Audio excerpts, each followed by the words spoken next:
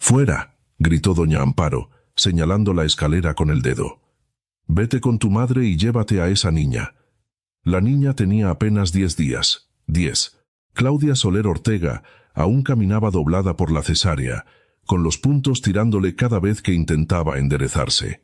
Vega lloraba contra su pecho, roja, hambrienta, con ese llanto pequeño que atraviesa a cualquier madre.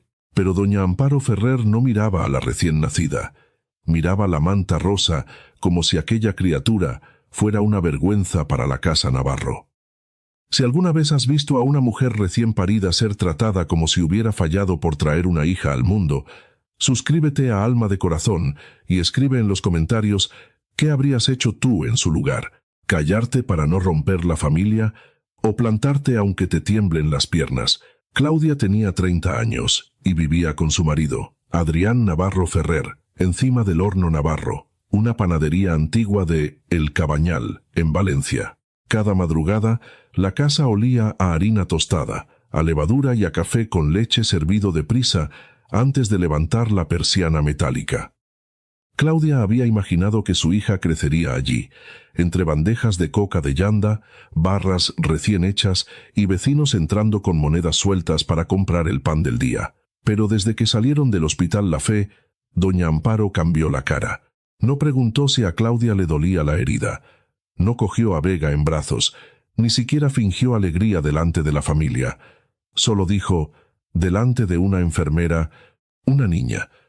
Pues vaya alegría para la casa Navarro. Aquella noche, Claudia bajó a la cocina porque Vega no agarraba bien el biberón. Miró el termómetro, revisó el pañal, tocó la frente de la pequeña.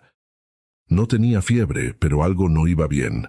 Lloraba entrecortado, no agarraba el biberón y Claudia apenas podía mantenerse en pie. Necesitaba ayuda. Doña Amparo estaba sentada detrás del mostrador, contando monedas de la caja. A su lado había una carpeta azul que no pertenecía a la panadería. En la tapa se leía, escrito a mano, Claudia, DNI. Cuando Claudia la miró, doña Amparo la cerró de golpe.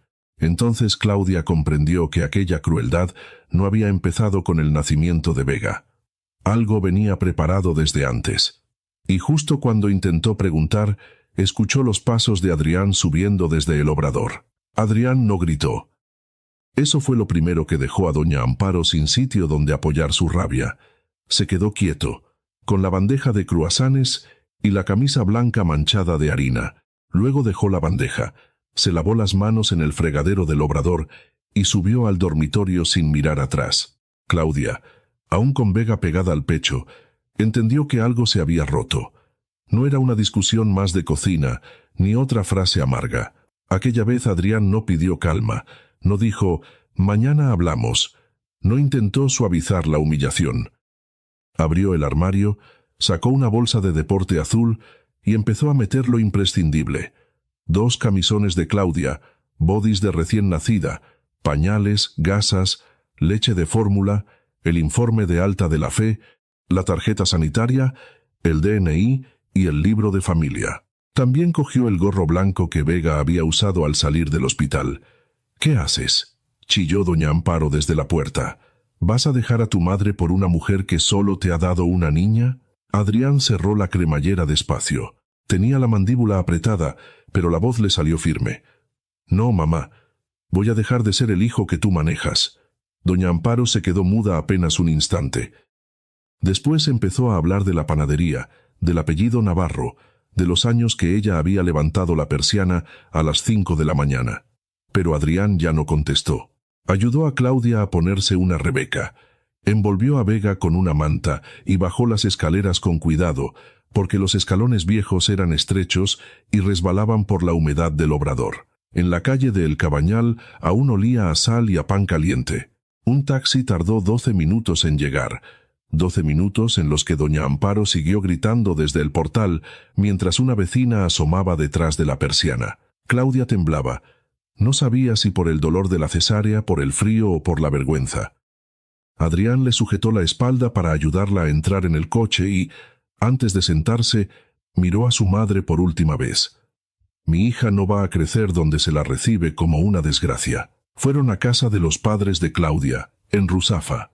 Su madre abrió la puerta con bata y zapatillas, y al ver la cara de su hija no hizo preguntas. Solo apartó la mesa del comedor, preparó el sofá, calentó agua para un biberón y dijo: «Primero descansad, luego ya veremos». A la mañana siguiente Adrián no volvió al horno. Tampoco respondió las 27 llamadas de doña Amparo. A las 10:30 acompañó a Claudia al registro civil de Valencia. Ella caminaba despacio, apoyada en su brazo, con Vega dormida en el carrito. Frente al funcionario, Adrián no decidió por ella. Primero miró a Claudia. Ella entendió lo que iba a pedir, y con los ojos llenos de lágrimas asintió. Entonces Adrián solicitó que el primer apellido de la niña fuera el de su madre, Vega Soler Navarro. Claudia apretó la mano de su marido.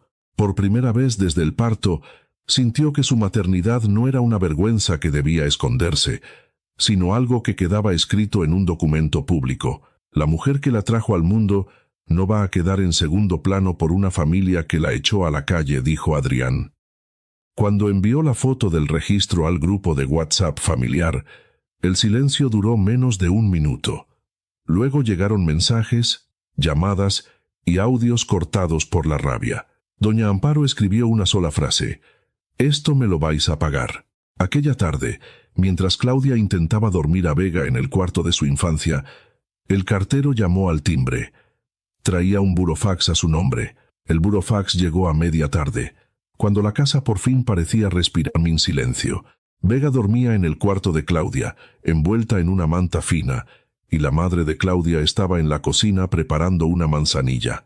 Nadie esperaba nada grave de aquel sobre blanco con el sello de correos, hasta que Claudia vio su nombre completo escrito en mayúsculas: Claudia Soler Ortega. Lo abrió sentada en el borde de la cama, con una mano sobre el vientre para sujetar el dolor de la cesárea.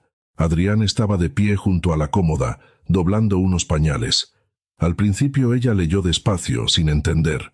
Luego volvió al principio, y a la tercera línea se le secó la boca. Harinas Levante S.L. Le reclamaba 38.600 euros como avalista solidaria de Horno Navarro. El documento hablaba de sacos de harina, suministros atrasados y una amasadora industrial comprada a plazos. Si la deuda no se regularizaba, iniciarían acciones legales contra la panadería y contra ella. «Esto no puede ser», murmuró Claudia. Adrián le quitó el papel con cuidado, no por desconfianza, sino porque vio que a ella le temblaban los dedos. Leyó de pie, cada vez más despacio. En la última página aparecía una copia del contrato. Abajo, junto al sello de la empresa, estaba la firma de Claudia. Era parecida, demasiado parecida para ser un error y demasiado rígida para ser real. Claudia negó con la cabeza antes de que él dijera nada. «Yo no he firmado esto, Adrián. Te lo juro por nuestra hija». Él no contestó enseguida. Se quedó mirando aquella firma como si de pronto hubiera visto una grieta en una pared que llevaba años creyendo sólida. Después levantó los ojos. «Mi madre te pidió una copia del DNI cuando estabas de 7 meses». Claudia cerró los ojos. Lo recordaba. Doña Amparo había subido una tarde al piso con una carpeta y prisas, diciendo que la gestoría necesitaba actualizar datos para un seguro familiar y para cosas de la panadería. Claudia estaba hinchada, con acidez y dolor lumbar. Había sacado una fotocopia del DNI de una carpeta del colegio sin preguntar demasiado. «Me dijo que era una tontería», susurró, «que solo era para tenerlo archivado». Adrián dobló el burofax y lo guardó en una funda de plástico. No parecía enfadado de forma explosiva, parecía peor, frío, despierto.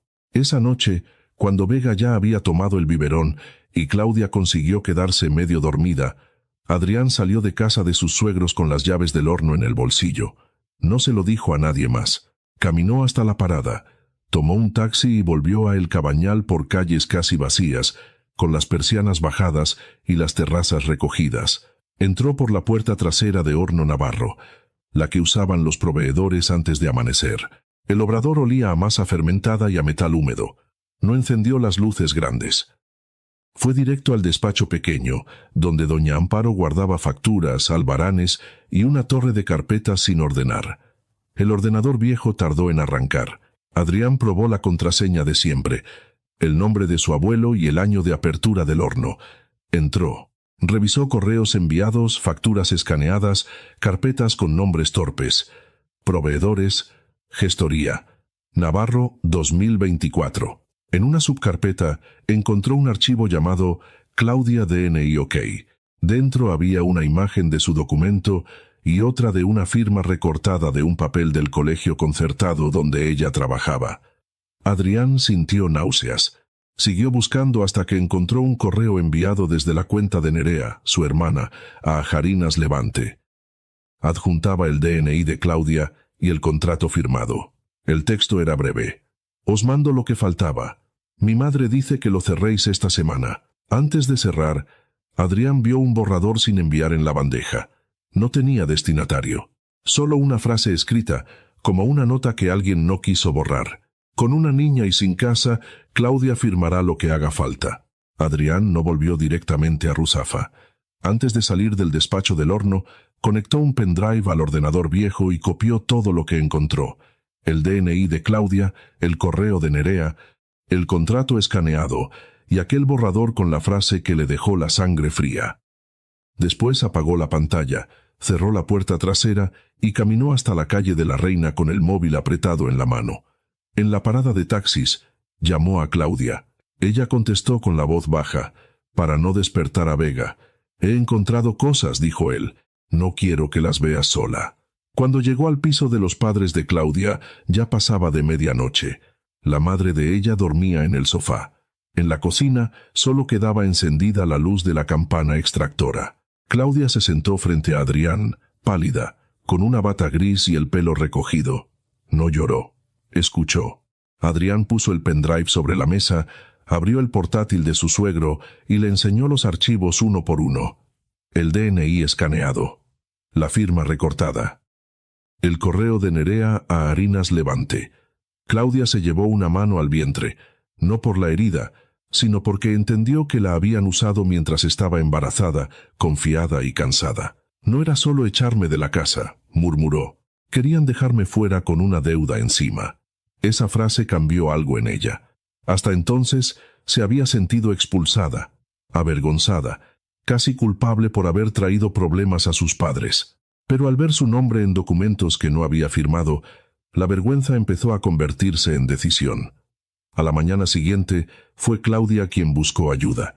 No dejó que Adrián hiciera la llamada por ella. Cogió su móvil, respiró hondo y llamó a Teresa Pardo Llorens, una abogada de familia y mercantil, cuyo hijo había estado en su clase de infantil. Teresa tenía un despacho discreto cerca de la calle Colón, con una placa junto al timbre. Claudia llegó despacio, apoyada en Adrián, con una carpeta de plástico bajo el brazo. Vega se quedó con su abuela. En el despacho no adornó nada. Puso sobre la mesa el burofax, las copias del ordenador y una libreta donde había escrito fechas. El día en que doña Amparo le pidió el DNI, la semana del contrato, el inicio de su baja maternal, el nacimiento de Vega. Teresa leyó en silencio. Solo levantó la vista al ver el correo de Nerea. «Esto ya no es una pelea familiar», dijo. «Aquí puede haber falsedad documental y uso indebido de datos personales». Luego pidió una prueba pericial. Esa misma tarde, Claudia y Adrián fueron a ver a un perito caligráfico cerca de la plaza del ayuntamiento. El hombre comparó la firma del contrato con la del DNI, la de la cuenta bancaria y varios documentos del colegio. No dio una sentencia definitiva, pero su primera impresión fue clara. La firma parecía imitada, no escrita de forma natural. Adrián fue a buscar a Paco Giner, el repartidor de Harinas Levante. Lo encontró descargando sacos en una cafetería de Benimaclet. Paco recordaba aquel día porque Claudia estaba de baja por embarazo. Quienes recogieron los papeles fueron doña Amparo y Nerea. «Tu suegra dijo una cosa rara», recordó Paco, «que en esa familia todos arrimaban el hombro, aunque no estuvieran delante». Al volver a casa, Claudia guardó cada prueba en una carpeta nueva. En la portada escribió: «No firmado por mí». Esa noche, mientras Vega dormía, el móvil de Claudia vibró. Era una publicación de Facebook de doña Amparo. Decía que su nuera estaba muy mal después del parto y que Adrián ya no pensaba por sí mismo. Claudia miró la pantalla y comprendió que la siguiente batalla ya no sería solo por una firma falsa, sino por su nombre. La publicación de doña Amparo empezó con una frase aparentemente piadosa: «Hay madres que, después de parir, se pierden por dentro». No nombraba a Claudia, pero no hacía falta. Debajo había una foto antigua, tomada meses antes, en la que Claudia aparecía llorando en la trastienda del horno, embarazada y con la cara hinchada por el cansancio. Doña Amparo la había guardado como quien guarda un cuchillo. En menos de una hora, el mensaje corrió por los grupos de WhatsApp de la familia Navarro y por medio Cabañal. Una vecina escribió que las nueras de ahora no respetaban nada. Un primo de Adrián comentó que una mujer recién parida no debería tomar decisiones importantes. Alguien, más cruel, llamó a Claudia manipuladora. Ella leyó todo sentada en la cama de su infancia, con Vega dormida sobre una muselina y el móvil temblándole en la mano. Esta vez no borró nada. Hizo capturas, guardó enlaces, anotó horas y nombres en la libreta donde ya había escrito las fechas del DNI y del contrato. Su madre le pidió que dejara el teléfono, que aquello le hacía daño. Claudia negó con suavidad. «Me hace daño que mientan. Guardarlo me protege». Adrián llegó del pasillo con el portátil bajo el brazo. Había estado hablando con Teresa. No tenía la cara de un hijo enfadado, sino la de un hombre que por fin entendía el tamaño de la jaula en la que había vivido. Se sentó junto a Claudia y leyó los comentarios sin interrumpirla. Al terminar, escribió un mensaje en el grupo familiar. «No voy a permitir que llaméis inestable a una mujer recién operada para tapar una firma falsa». Nadie respondió durante varios minutos. Luego empezaron los audios de doña Amparo, cada uno más corto y más rabioso. Decía que Adrián estaba cegado, que Claudia le estaba robando a su familia, que Vega ni siquiera llevaba primero el apellido Navarro porque su nuera quería humillar a los muertos de la casa. Adrián no contestó a los audios. Esa misma tarde fue con Claudia a una oficina de correos cerca del mercado de Ruzafa. Mientras ella esperaba de pie, apoyada en la pared porque la herida aún le tiraba, él envió un burofax a Horno Navarro. Comunicaba que dejaba de trabajar allí, reclamaba las nóminas no abonadas, las horas extras de madrugada y cualquier uso no autorizado de documentación vinculada a Claudia. Al salir, Claudia respiró hondo por primera vez en días.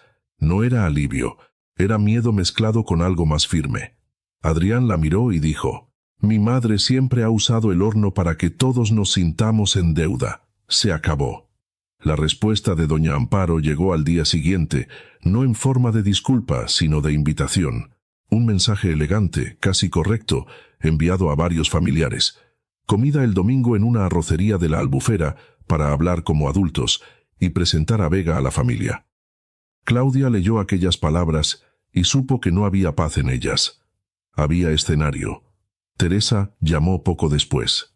Había recibido otra copia del supuesto acuerdo que doña Amparo quería poner sobre la mesa. Claudia reconocía parte de la deuda de Harinas Levante para evitar problemas mayores y, a cambio, la familia permitiría que Adrián volviera al horno y que ellos regresaran al piso de arriba.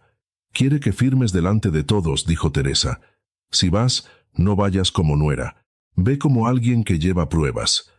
Esa noche, Claudia preparó una carpeta nueva. Metió las capturas, el burofax, la reclamación de Harinas Levante y una hoja en blanco donde escribió una sola frase: «No aceptaré una deuda que no es mía». Mientras cerraba la carpeta, llegó un último mensaje de doña Amparo: «El domingo tendrás la oportunidad de comportarte como familia».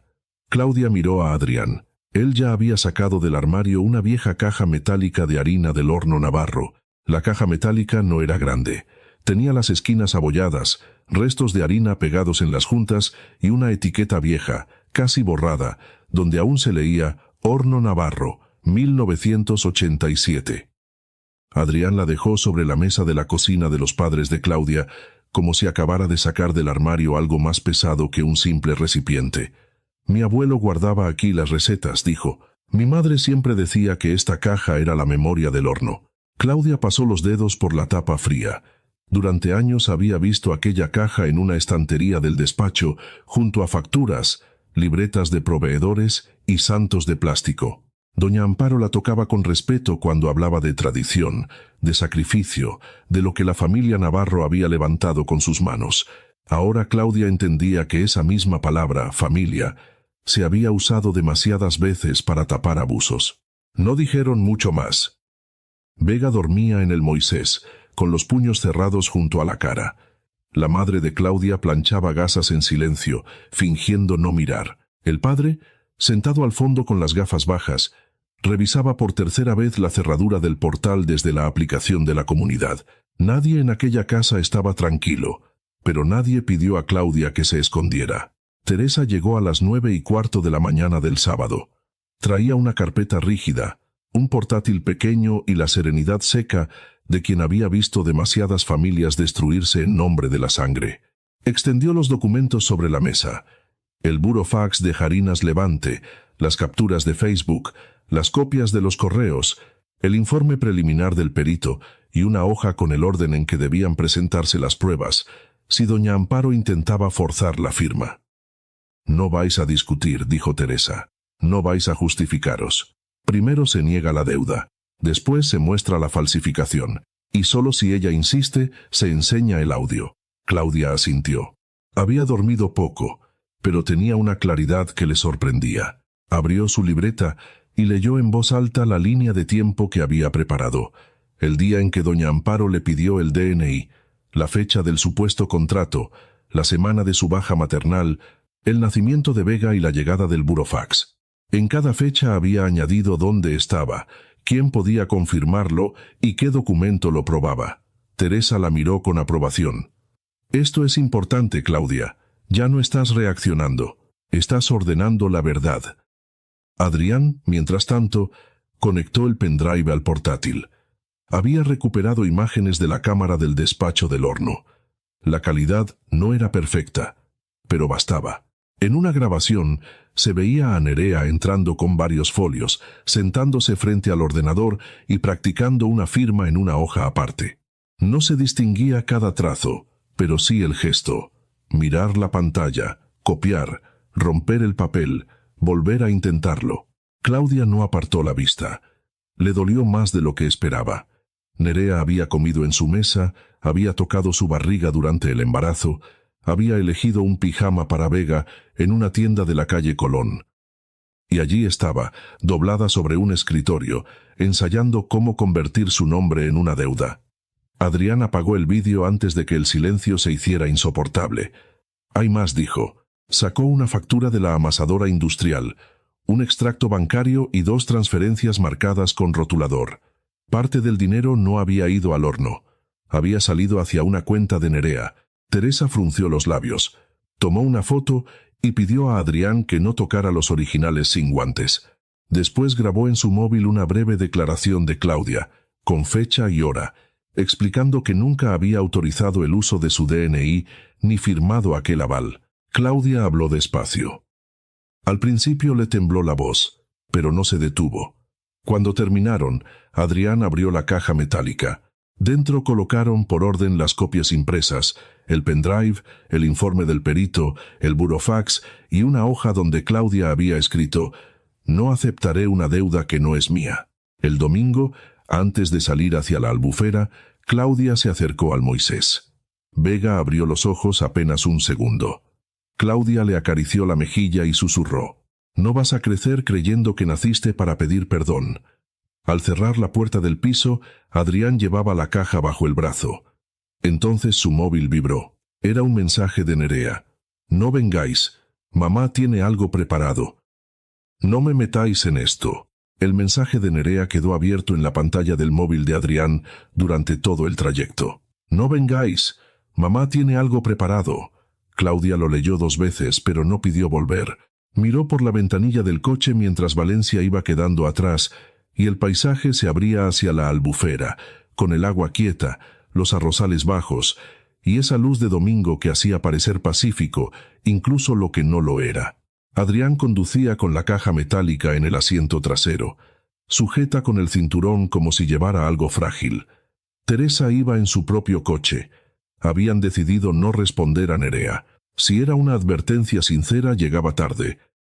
Si era otra maniobra, No merecía apartarlos del camino. La arrocería estaba llena de familias, camareros con bandejas de pan tostado, olor a paella recién hecha y vasos de vino blanco sobre manteles de papel. Doña Amparo había reservado una mesa larga junto a la ventana. Estaban varios tíos de Adrián, 2 vecinas de El Cabañal, Nerea con la cara pálida y un comercial de Harinas Levante, al que doña Amparo había invitado para dar apariencia de acuerdo formal, aunque el hombre fingía mirar el móvil para no sentirse dentro de una guerra familiar. Doña Amparo se levantó al verlos entrar. Llevaba el pelo perfectamente peinado y una chaqueta azul marino que usaba solo en bautizos y entierros. Sonrió demasiado. «Habéis venido. Eso ya es un primer paso». Claudia no contestó. Caminaba despacio, todavía con cuidado por la herida, pero no bajó la mirada. Vega se había quedado con su abuela en Ruzafa.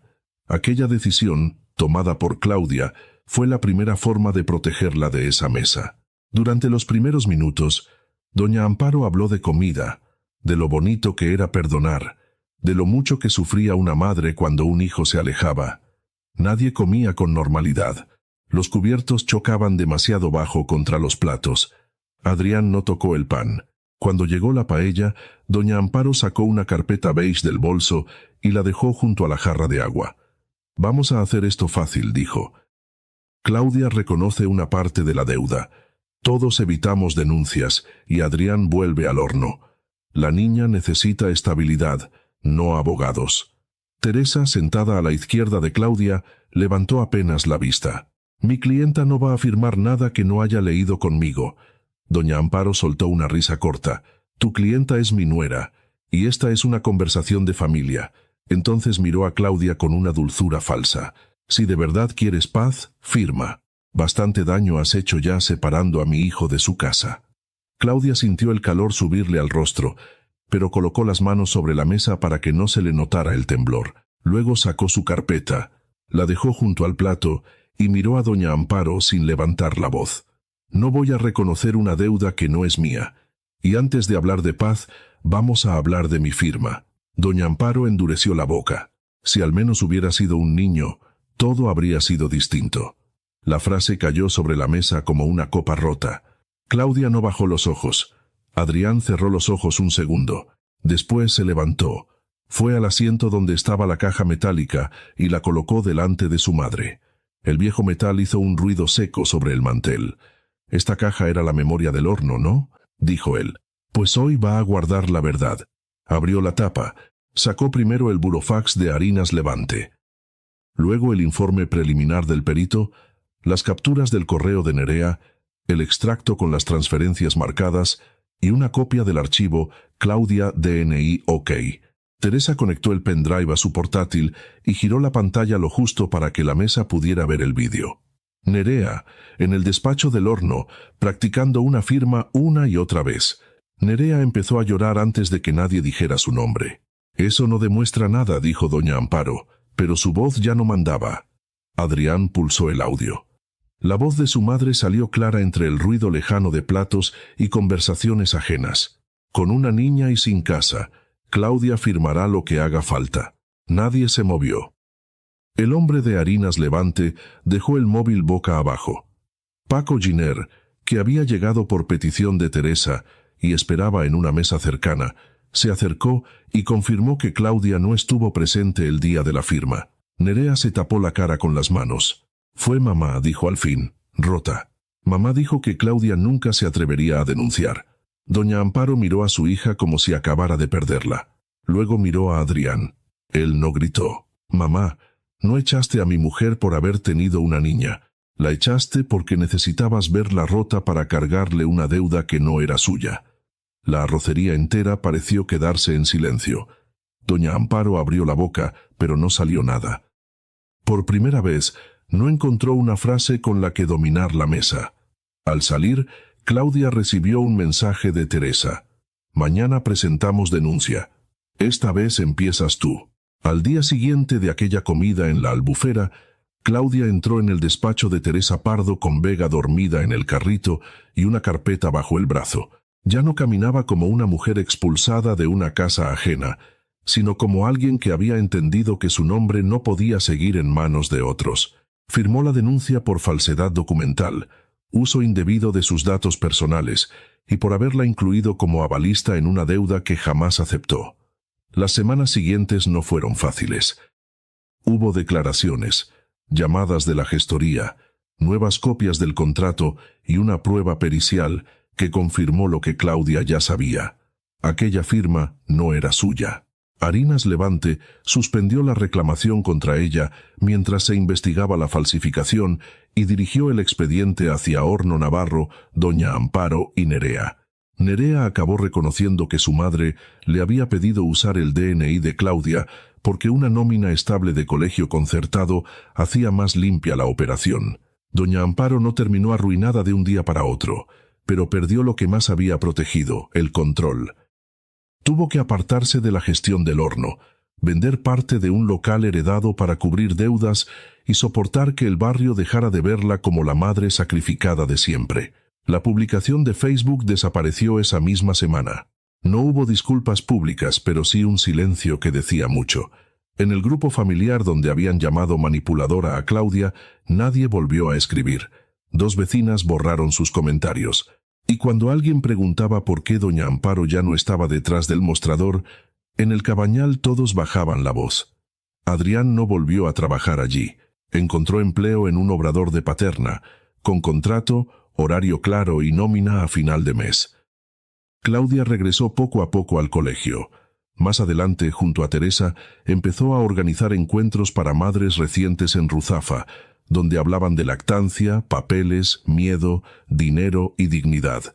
Vega creció sana con su nombre completo, Vega Soler Navarro. Una mañana, al dejarla en la escuela infantil, Claudia vio a Doña Amparo al otro lado de la verja. No gritó, solo abrazó a su hija, entró al patio y dejó que la puerta se cerrara despacio detrás de ellas. A veces, la traición no llega con grandes escándalos. Llega disfrazada de familia, de tradición, de «esto se hace por tu bien». Llega en una carpeta, en una firma que no hiciste, en una frase cruel dicha cuando estás demasiado cansada para defenderte. Claudia aprendió que confiar no significa cerrar los ojos. Amar a una familia no obliga a permitir que esa familia use tu nombre, tu cuerpo o tu silencio. También entendió que la dignidad no siempre se recupera gritando. A veces se recupera ordenando papeles, guardando pruebas, pidiendo ayuda y diciendo, con voz firme, «Esto no es mío». Adrián también tuvo que despertar. No bastaba con querer a su mujer y a su hija en privado. Tenía que protegerlas con actos, aunque eso significara romper con la obediencia de toda una vida. La justicia no borró el dolor, pero puso cada cosa en su lugar. Y eso, para quien ha sido humillado, ya es una forma de paz, porque nadie debería pedir perdón por traer una hija al mundo, ni por elegir vivir sin miedo.